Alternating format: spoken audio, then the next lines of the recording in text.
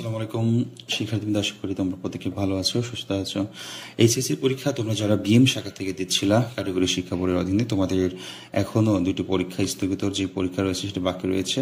Human resource ও management নিয়ে একটু আলোচনা করবে এবং কয়েকটি প্রশ্ন তোমাদের দেখাবো। হিউম্যান রিসোর্স ম্যানেজমেন্ট 1, মানে তোমরা যারা একাদশ শ্রেণীতে পরীক্ষা দিচ্ছ, এই একাদশ শ্রেণী পরীক্ষার জন্য তোমাদের হিউম্যান রিসোর্স ম্যানেজমেন্ট থেকে কোন প্রশ্নগুলো মোস্ট ইম্পর্টেন্ট সেটা নিয়ে আলোচনা করছো। আচ্ছা, পুরোটা সময় সাথে থাকবে। আর যারা এই মুহূর্তে আমার চ্যানেলে জয়েন করেছে অবশ্যই চ্যানেলটিকে সাবস্ক্রাইব করে বেল আইকনটি অন করবে। শিক্ষার্থীবৃন্দ, আমি যে প্রশ্ন রেখেছি সেটা হচ্ছে কমিটি কি, এই প্রশ্নটা তোমাকে পড়তে হবে। এটা উত্তর সহ কিনে দিয়েছি কমিটির প্রশ্নটা। তারপরে সরল রৈখিক ও উপদেষ্টা সংগঠনের মধ্যে পার্থক্য কি সেটা আলোচনা করতে হবে, উত্তর সহ আছে। এরপরে হিউম্যান রিসোর্স ম্যানেজমেন্টের উদ্দেশ্য কি, এই প্রশ্নটা তোমাকে পড়ে নিতে হবে। হিউম্যান রিসোর্স ম্যানেজমেন্টের উদ্দেশ্য কি, এটা হচ্ছে বড় প্রশ্ন এখানে দিয়েছি, এটা তোমাকে পড়তে হবে। হ্যাঁ, বড় প্রশ্নটাও পড়ে নিতে হবে এই পর্যন্ত। তারপর আমরা দেখছি হিউম্যান রিসোর্স পরিকল্পনা কি, এর গুরুত্ব কি, এটাও তোমাকে পড়তে হবে। হ্যাঁ, এটা হচ্ছে প্রশ্নটার উত্তর, এটা বড় প্রশ্ন।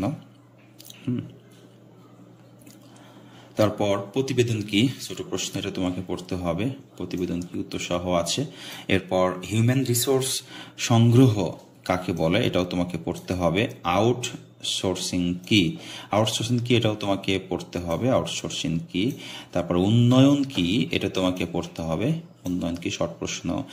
আর একটা প্রশ্ন এখানে আমরা দেখতে পাচ্ছি, এটা পড়তে হবে। আরো একটা শর্ট প্রশ্ন আছে, এটাও আপনাকে পড়ে নিতে হবে।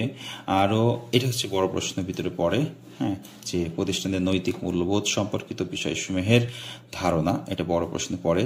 এরপর আমরা দেখতেছি যে সাক্ষাৎকার গ্রহণ কি, সংক্ষিপ্ত প্রশ্ন পড়তে হবে। তারপর আমরা যদি দেখি হিউম্যান রিসোর্স সংগ্রহ ও নির্বাচনের মধ্যে পার্থক্য, এটা বড় প্রশ্নের ভিতরে পড়ে, এটাও তোমাকে পড়তে হবে। ওকে, তারপরে একজন চাকরি প্রত্যাশী প্রার্থী হিসেবে একটি নমুনার আবেদন ফর্মে নমুনা তোমাকে তৈরি করতে হবে, এটা মোস্ট ইম্পর্টেন্ট পরীক্ষার জন্য। প্রশিক্ষণ কি, এটা অবশ্য সংক্ষিপ্ত প্রশ্নেও আসতে পারে, বড় প্রশ্নও আসতে পারে।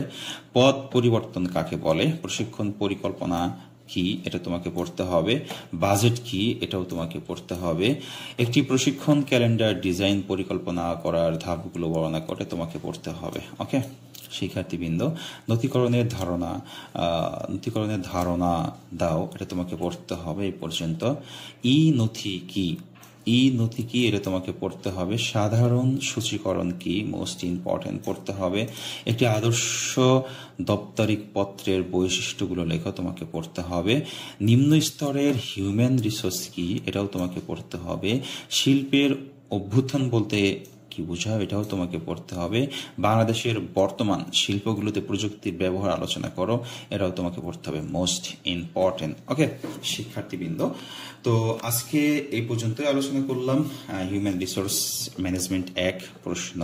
যেহেতু পরীক্ষা কিছুদিন পরে হবে, পরীক্ষার রুটিন এখনো দেওয়া হয় নাই, যে স্থগিত পরীক্ষা আছে সেগুলা রুটিন দেওয়ার সাথে সাথে তোমাদের মাঝে আলোচনা করব।